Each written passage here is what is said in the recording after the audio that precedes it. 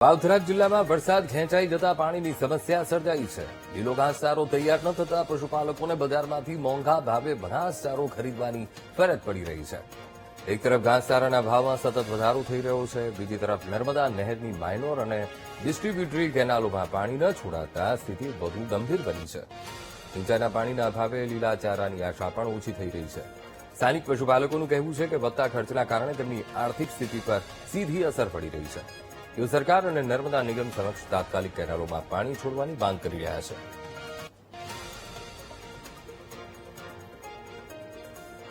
અત્યારે કેનાલો બંધ છે, ઘાસચારો બહુ મૂકો થઈ ગયો છે, એટલે ફોટીયું ચાલુ થાય તો અમારે ઘાસચારો હાલ્યો જાય ને અત્યારે ઘાસચારો બહુ મૂકો છે, એટલે ફોટીએ જો પાણી આવે તો અમારે પશુપાલક બધું સચવાઈ રહે. અમારે સચવાય અત્યારે છે કે ઘાસચારો બહુ જ મૂકો થઈ ગયો છે.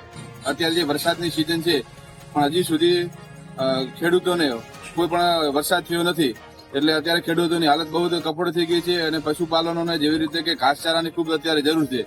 અને અત્યારે જોઈએ તો સરકારશ્રી દ્વારા કેનાલોનું પાણી બંધ કરી દેવામાં આવે છે, એટલે ખેડૂતોની ખૂબ જ હાલત કફોડ થઈ ગઈ. એટલે સરકારશ્રીને મારી નમ્ર વિનંતી છે કે વાવથરા જિલ્લાની તમામ કેનાલોમાં જો પાણી ચાલુ કરવામાં આવે તો ખેડૂતો જે પશુપાલનો રાખે છે એમને ઘાસચારો પૂરતા પ્રમાણમાં મળી રહે. અને જે અત્યારે વાવેતર કરવામાં આવ્યું છે, મગફળીનું વાવેતર કરવામાં આવ્યું છે, બીજા અન્ય પાકોનું જે વાવેતર કરવામાં આવ્યું છે, જેમાં પાણી ન મળવાને કારણે ખેડૂતોને બહુ મોટી તંગી ઉભી થઈ.